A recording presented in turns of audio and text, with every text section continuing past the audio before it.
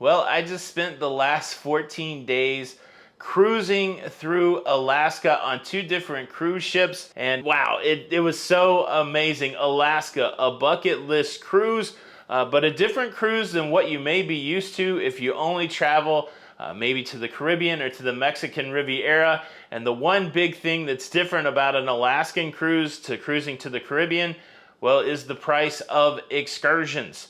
I want to share with you today some of the excursions I went on during my Alaska cruise, and let's just ask the simple question: for what I got, was it worth it? Cruise excursions in Alaska, let's talk about it.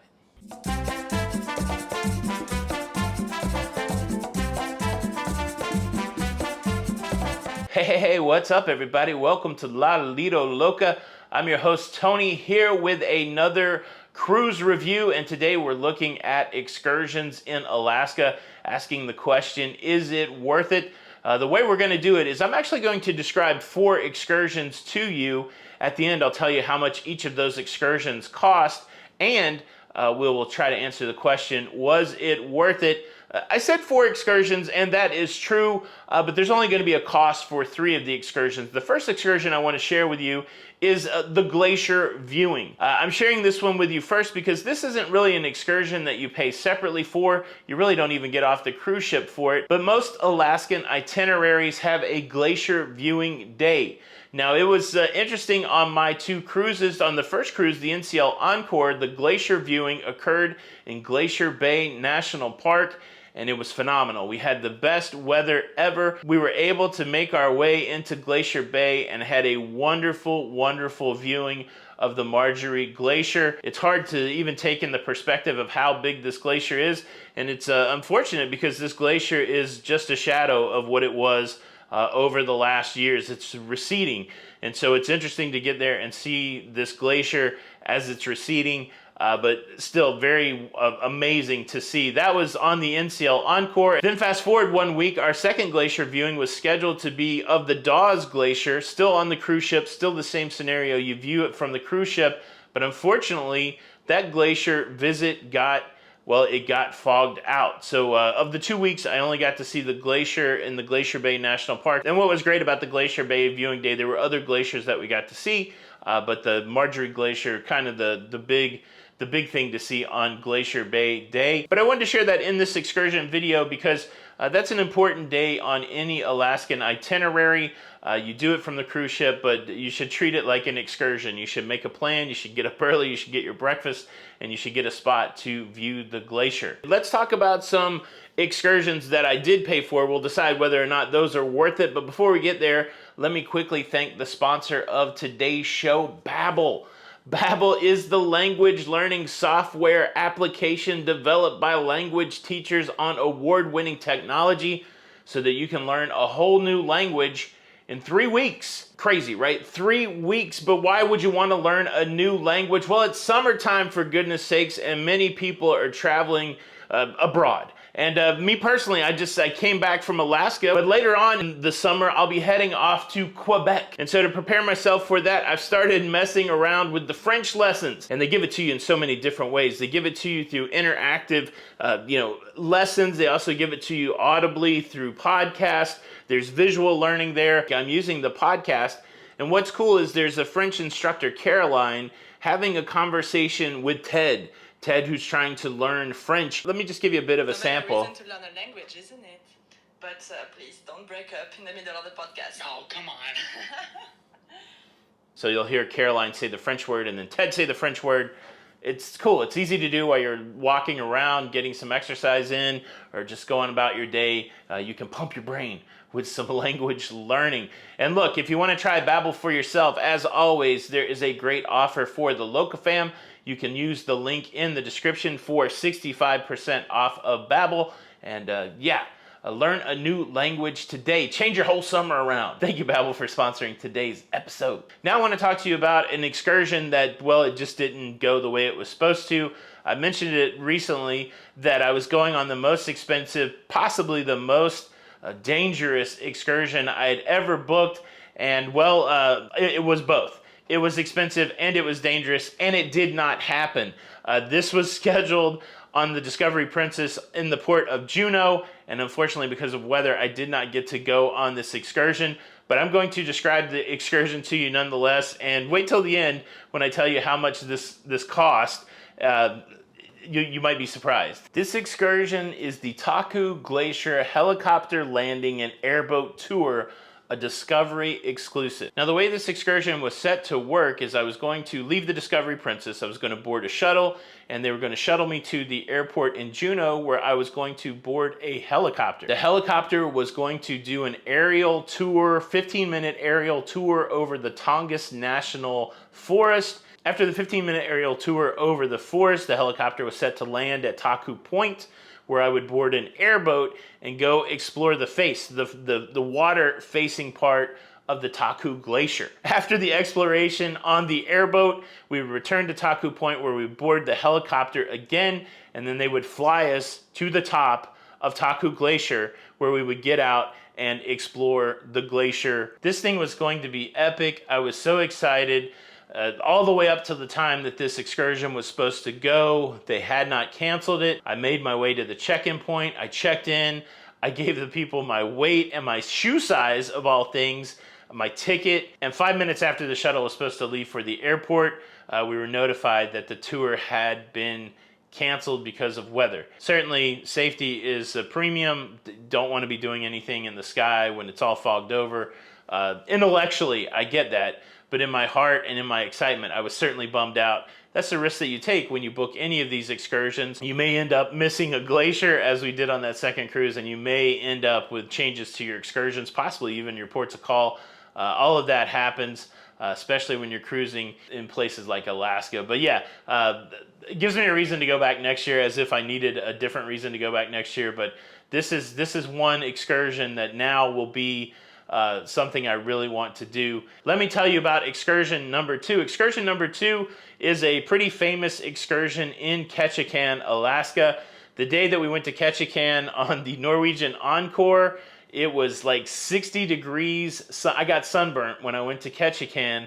I did the famous Great Alaskan Lumberjack Show. So when you're on Norwegian, if you're going to do any excursions or exploration of Ketchikan, you either have to take a shuttle into town or you have to pick up your excursion shuttle at the cruise ship. And for the Great Lumberjack Show, they had a shuttle that took me directly to the Lumberjack Show. Essentially, it is a good-humored fake competition. It's a competition between the USA and Canada. It's between lumberjacks on each side. But if you've ever seen like a lumberjacking competition on ESPN or look it up on YouTube, it's really neat. It's really, you get to see some interesting lumberjacking skills, from chopping to sawing to climbing to log rolling. It reminds me of other, produced shows like in Gatlinburg, but yeah, it was fun. Now I've got one more excursion to describe to you, and then we will talk about the price, talk about whether or not I thought it was worth it.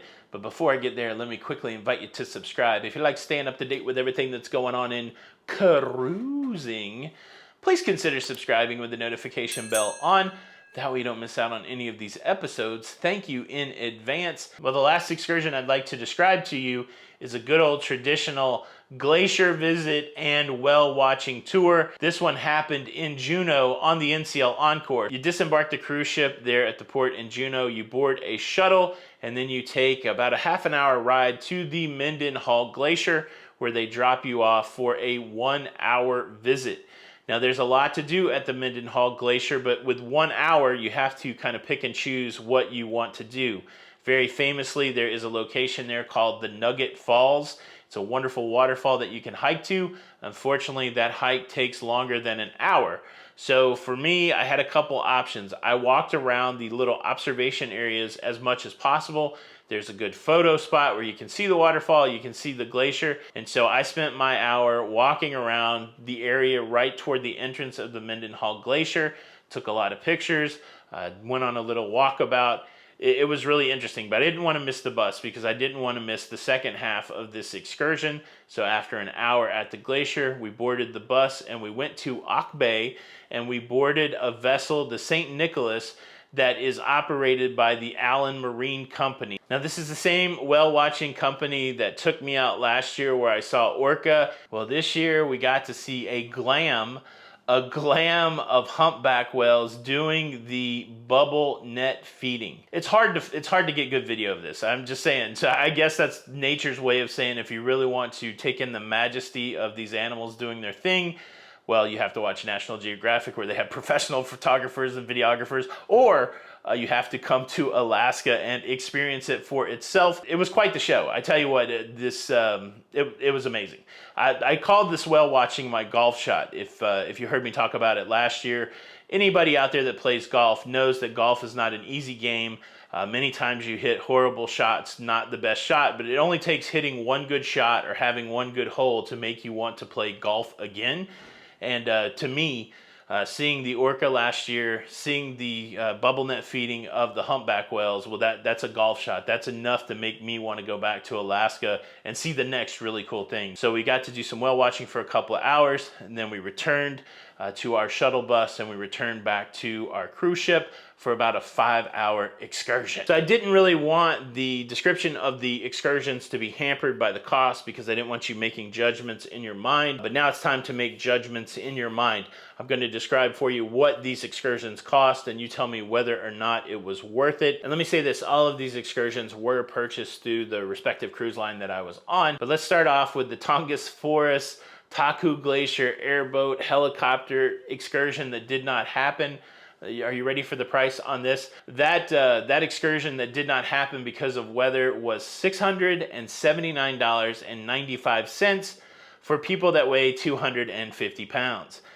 So yes, there was a weight limit because of the helicopter. And so when I saw this in the brochure, I said, well, I'm over 250 pounds, but let me go and talk to the excursion desk and see if they have some sort of process, see if I can buy 2 tickets. So they have a process there on Princess where if you're over the weight limit for the helicopter, at least on this excursion, they would sell you a surcharge ticket where that you would take up a second spot on the helicopter, but it wouldn't be the cost of the full excursion. I gave them my weight. They came back and said that my surcharge would be $200.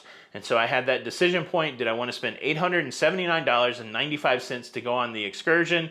And I did. I wanted to show it to you guys. I wanted to blow my sponsorship money on some fantastical excursion that many of us wouldn't expect me to do. I've never been in a helicopter, and I was so excited. But as you're sitting at home thinking about almost $700 for those 3 things, do you think that would be worth it? I'd love to hear your feedback on that. Number 2 was the Great Alaskan Lumberjack Show. That was $39.95 per person and included the shuttle ride over, the shuttle ride back. Make sure you tip your shuttle drivers, take some cash with you. So yeah, $40 for a really well-produced show right there in the heart of Alaska, right there in Ketchikan. I felt like that was worth the $40. I felt like I got good value for the 1 hour. The fact that the shuttle was included with it, it was cool. I enjoyed the Great Alaskan Lumberjack Show, and I felt like it was worth the $40. Excursion number 3, 1 hour at Mendenhall Glacier, and the whale watching. Well, that one came in at $199.95.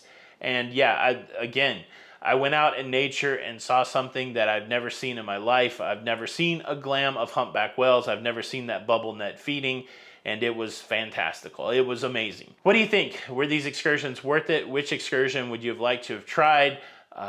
Leave a comment below. Thank you so much for checking out today's show. I sure hope you enjoyed it. You can do me a solid if you enjoyed it. You can hit the like button. Another huge thanks to Babbel for sponsoring today's show. Make sure you check out their link in the description. And if you want to see that moment when I saw orca, check this video out next. Tony for Lido Loca. Until the next time, we'll see you on the Lido.